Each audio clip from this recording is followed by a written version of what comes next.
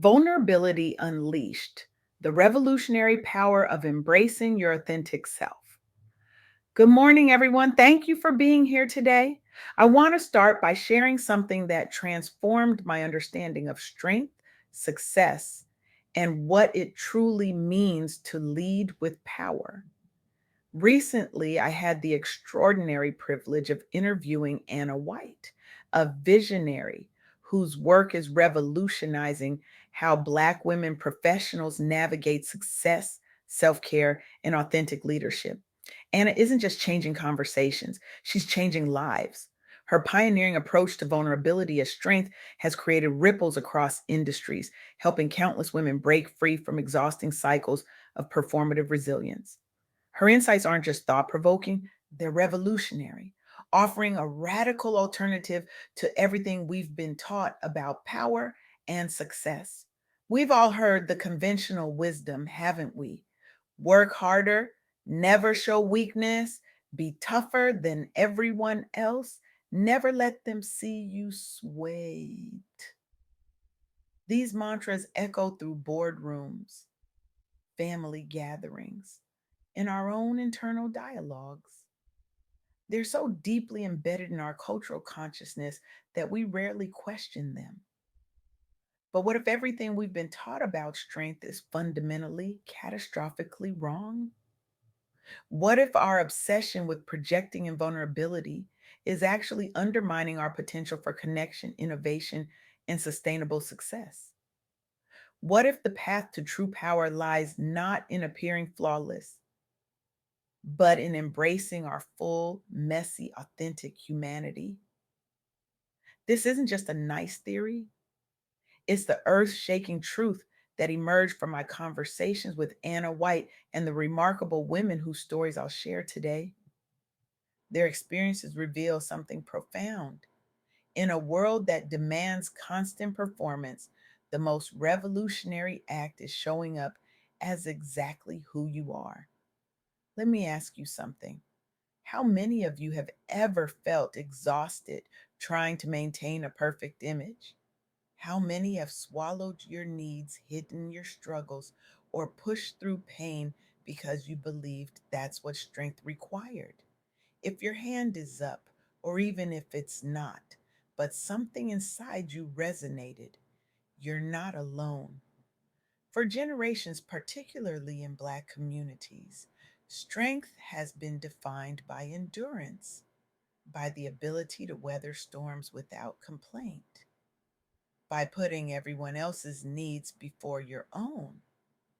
This narrative has been especially burdensome for Black women who've been expected to be the backbone of families, communities, and workplaces, often at tremendous personal cost. Consider Etiasia, a brilliant Black professional whose story exemplifies this struggle. From childhood, she was conditioned to equate her value with her resilience under pressure. Keep going wasn't just advice, it was an identity, an expectation, a mandate.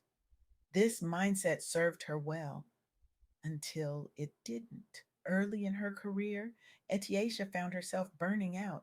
The superhuman expectations to endure without complaint, to solve problems without support, to lead without rest, left her isolated and depleted. She was succeeding by external metrics, but failing herself in profound ways. Her turning point came when she made a radical choice to prioritize healing over relentless endurance. She began resting when needed, asking for help instead of struggling alone, showing gentleness even during adversity. The results weren't just positive, they were transformative. Rather than diminishing her effectiveness, embracing softness led to deeper connections at work and home. She became more innovative professionally because she could show up authentically. Eventually, she became an advocate for workplace wellness programs focused on mental health among Black professionals, inspiring others in her organization to adopt similar practices. Etiesia's journey challenges our fundamental assumptions about strength. It suggests that vulnerability, far from being a liability, might actually be our greatest untapped resource. This brings me to the first key insight from my conversation with Anna White. Embracing vulnerability is a radical act of self love and leadership, being unapologetically yourself, sharing your story, struggles, and evolution. Create space for authentic connections, innovation, and sustainable success. But vulnerability isn't just personally liberating, it's professionally strategic. Take Akia In, a brilliant Black entrepreneur featured on the Redefining Strength episode of the Soft Girl Era podcast. Like many founders, Akia faced systemic barriers, including limited access to funding networks, compounded by internalized pressure never to appear weak or ask for help. For years, she operated from behind a mask of perfect competence.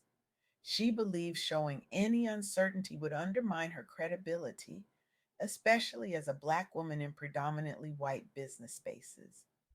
This approach was exhausting and ultimately unsustainable.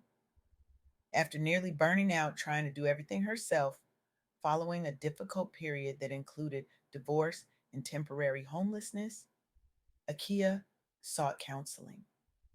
This experience fundamentally reframed her understanding of true strength as connection over isolation. She began letting go of what she called her superwoman cape. She embraced transparency about setbacks with peers and mentors. Instead of going it alone, she built community driven solutions. The outcome? Her business grew more sustainably. She reported less exhaustion and burnout while fostering stronger partnerships rooted in trust rather than perfectionism. Most remarkably, she launched an accelerator program specifically supporting other marginalized founders through honest storytelling circles. Not just pitch competitions or technical training sessions, which significantly increase participant retention and success rates. Akia's journey illuminates our second key insight. Community support is essential for thriving as a Black professional or entrepreneur. Building networks of mentorship, partnership, and peer support isn't just helpful, it's necessary to break free from isolation and burnout. No one succeeds alone. Collective elevation transforms individual journeys into movements. This truth contradicts the dominant narrative of success as a solitary achievement. We celebrate the self made individual, the lone genius, the exceptional outlier who rises above circumstances through sheer force of will. But this story is largely a myth, and a harmful one at that. Every successful person stands on shoulders. Every breakthrough builds on foundations laid by others. Every triumph emerges from a web of relationships, support systems, and collaborative efforts, whether acknowledged or not. For Black women professionals, especially, community isn't a luxury, it's survival.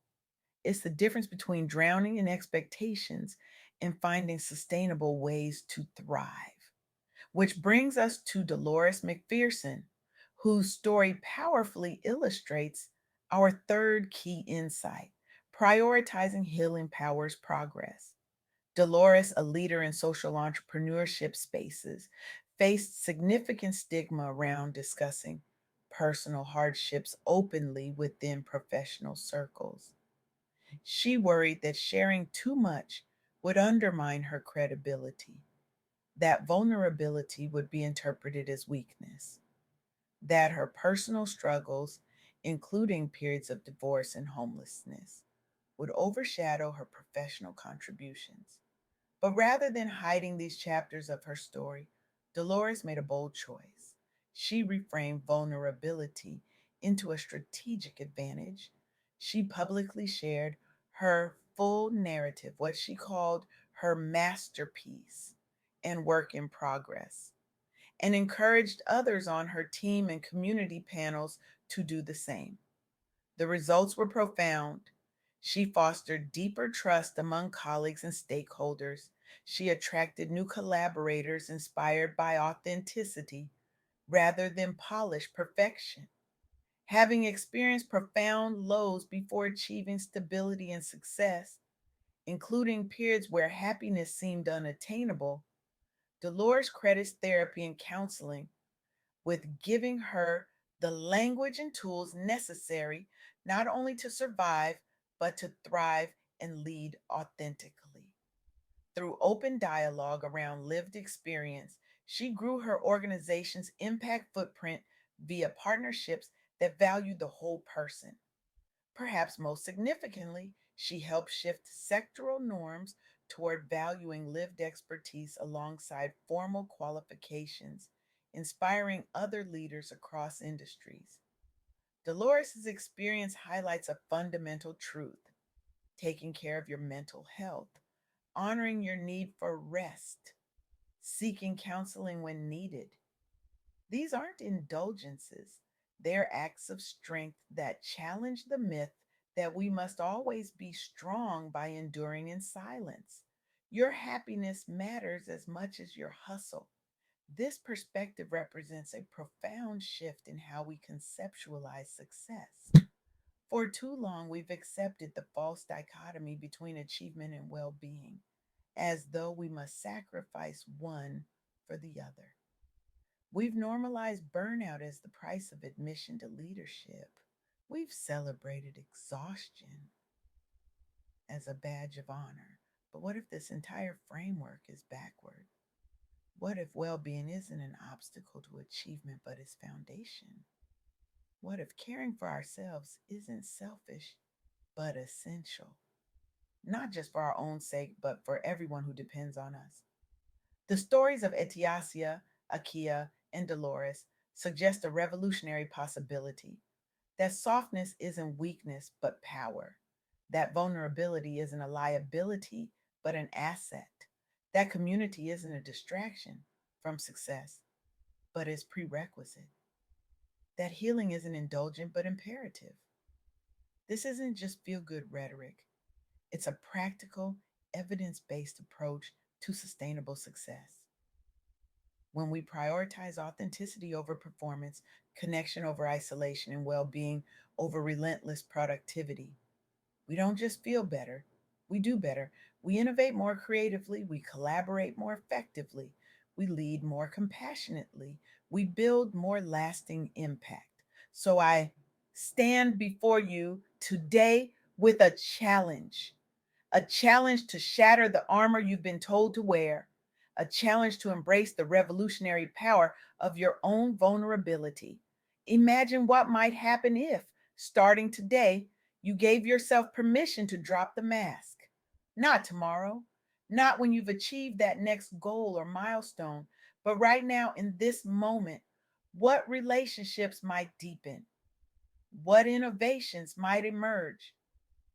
What parts of yourself, brilliant, creative, compassionate parts, might finally have space to breathe and grow? I challenge you to take one radical step toward authenticity this week. Perhaps it's finally seeking that therapist you've been considering, or having an honest conversation with your team about your capacity limits, or simply allowing yourself to rest without guilt when your body signals the need. These may seem like small acts, but they are, in fact, revolutionary. They are how we begin to dismantle systems that have demanded our exhaustion while calling it strength. They are how we create new possibilities, not just for ourselves, but for everyone who watches us and thinks, if they can be authentic, maybe I can too. The world doesn't need more perfect people, it needs more whole people. People brave enough to show up with their full humanity. People willing to say, I don't have all the answers, or I need help, or I'm still learning. As Anna White so powerfully articulated, The revolution won't be televised, it will be internalized. It begins when we choose to love ourselves enough to be exactly who we are without apology or explanation. This is your invitation, not to become stronger in the conventional sense, more impervious, more independent, more perfect, but to embrace a deeper, truer strength rooted in vulnerability, community, and healing. The time for masks is over. The time for authentic power is now. Will you join the revolution